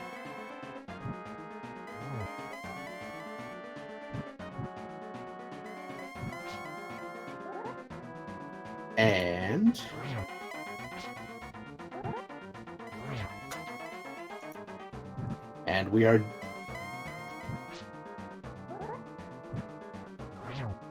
we are joined by our winner, Numberplay. Hey, Numberplay, how are you doing? GG.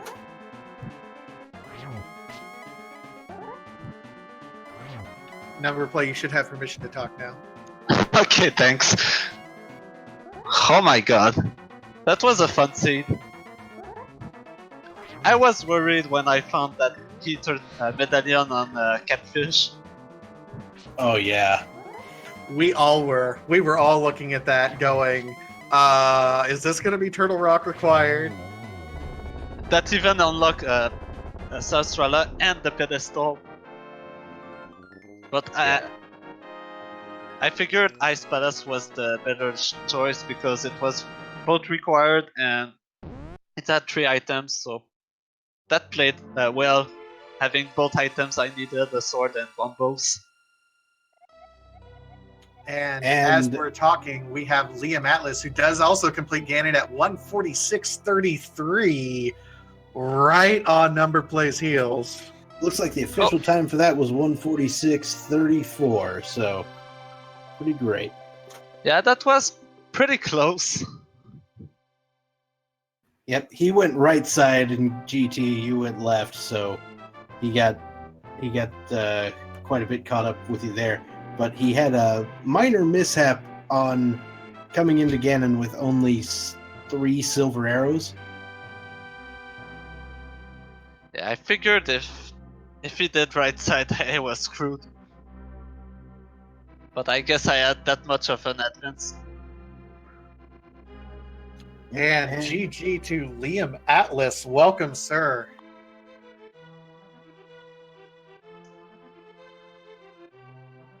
And GG to Liam Atlas. Hello, sir. Welcome, sir. Hello, and thank you. Thank you for playing, and congratulations on finishing. That was a very close race. Yeah, I was so nervous my first tournament race. I made so many stupid mistakes. Let me paint a picture for you, for both of you, as we're going through here, just to illustrate how close this was. Numberplay went left side, so he did the full clear, got the cape, and went through. Liam, you went right side, got the big key. So Numberplay was only about a room and a half ahead of you up the entire gauntlet. The problem was, we were watching it. Liam, you had 3 arrows, and we saw it as soon as you started going up. It's like, I hope he picks up arrows. We hope he picks up arrows. I went up with 3 arrows as well, but I knew where I could pick some.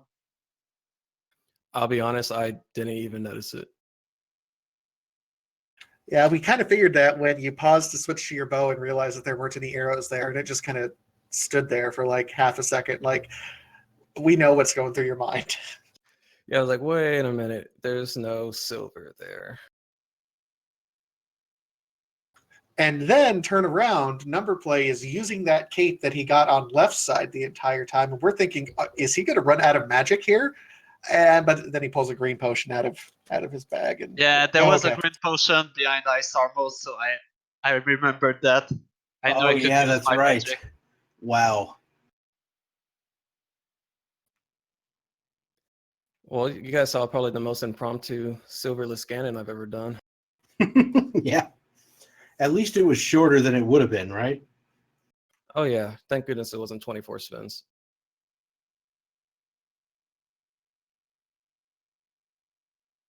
So how'd you guys like my adventures with the purple chest? Yeah, that was a thing. We didn't want to bring that up or anything, but you had some issues there. Of course, Hammer had to be inside Thieves Town. I was trying to find it before going in. And then the small key was in the big chest. Of course. Right. Thieves Town, you didn't have to worry about the hammer because the small key was in the big chest, but also the hammer was in there. So it's just like, sure, okay, fine. Yeah, to put some context, my last race, the purple chest was go mode. And I was like, I just knew. I was like, man, Bombos is probably in there. And of course, I messed it up twice, and then it was like a bomb upgrade or something. Yeah, it was a bomb upgrade. How about Yeah. Swamp having value for once? That never happens. That was a weird value because that fire rod was actually not required. But for this to beat Heist, because Bombos wasn't there, it was kind of required. But the seed didn't actually tell you that it was required. Skullwoods and Turtle Rock being pendants, you don't need a fire rod to complete the seed. Right. If you had found Bombos somewhere else, then yeah, you wouldn't have needed it. Yeah, I was trying to avoid having the full clear swamp. I think we all do that. But yeah, sure enough, Fire Rod was there. And I was like, hey, fire, and wrong item that I wanted. Well, and the seed was pointing pretty heavily towards Turtle Rock, I'm sure, and Numberplay mentioned this, Liam.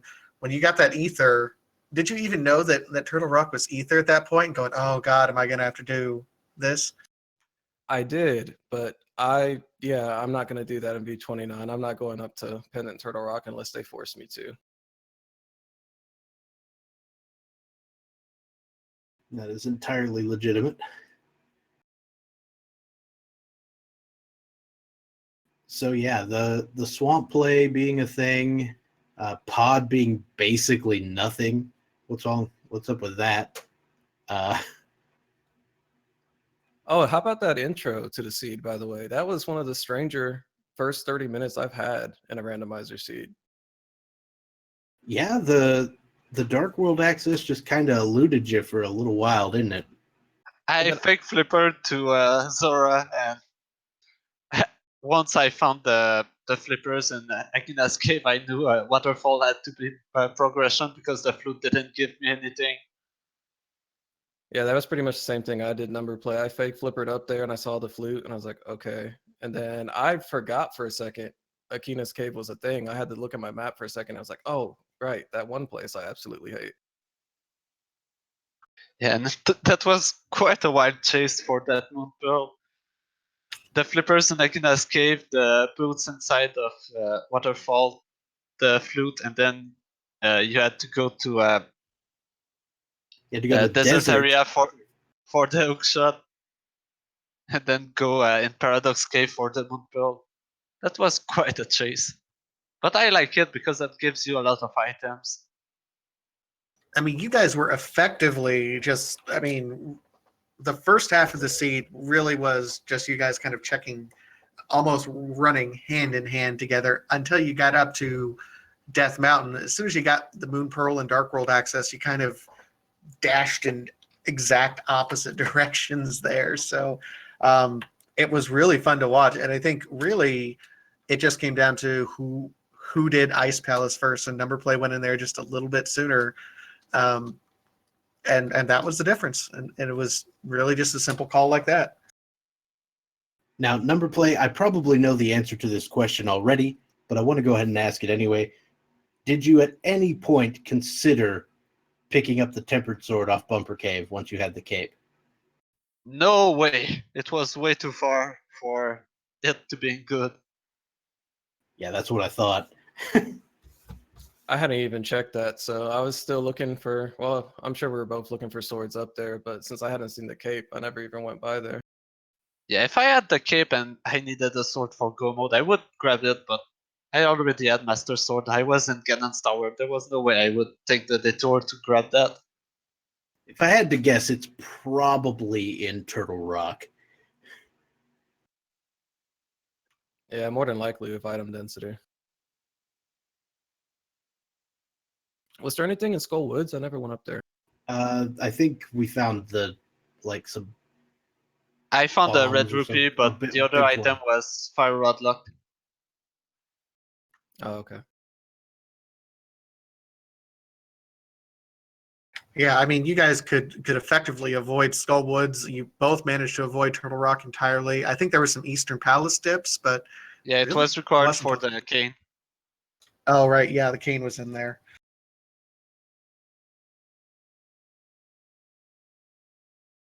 But and then Magic turning bat around, lamp, that was fun. Oh yeah, that lamp was a thing. Another thing what'd you that, think? man, I was just like, I don't know if my first tournament race I'm letting my nerves get to me or what. When then I flooded the key and I was like, come on, seriously? Yeah, this could have been a this could have been anybody's race with a few little changes here and there. So it was very good for both runners, and it was, bad props to both of you. Thank you. And GG Numberplay. Yeah, GG to you as well. That was really close. Yeah, I was sweating going up the tower, just looking over at the page, just like, is he gonna finish?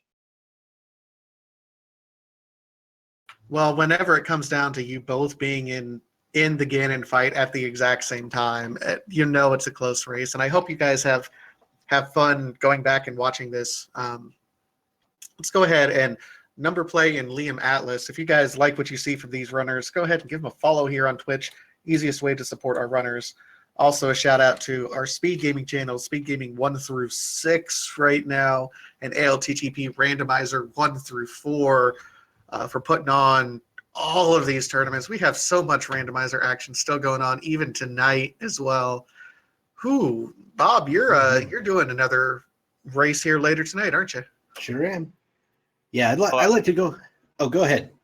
Yeah, I was about to say I was so happy when I found out you guys were commentating Dr. Bobtastic and Vitesha. Well, thank you so much. I actually thought before the race that we were still on Speed Gaming 3, and apparently we were moved to ALTTP Randomizer. So that's when I found out, like 5 minutes before the race. All right. So I'd like to go ahead and acknowledge some of the people working behind the scenes here. We've had our tracker the whole time, Dusame, who is did an excellent job keeping track of all of the items that you saw on screen there today. And of course, over here on the ALTTP randomizer channels, we require the help of volunteers for restreaming purposes, and that task today went to Iceman F1, and I want to say thank you so much to him as well. And of course to my co-commentator, Ratasia. Thank you so much. It's been a pleasure. And let's not forget Dr. Bob Tastic, the all-star here, commentator. Absolutely love commenting with you. It's a good time every time. But of course, when it's a close race that these guys made it, it just makes it all the more fun here. All right. So, is there anything else anybody would like to say before we sign off? Just once again, GG Numberplay. It was a fun seed, and maybe run into each other again. Who knows? All right. So, with that being said, I have been Dr. Bobtastic. And I'm Vitasia. And we'll see you later.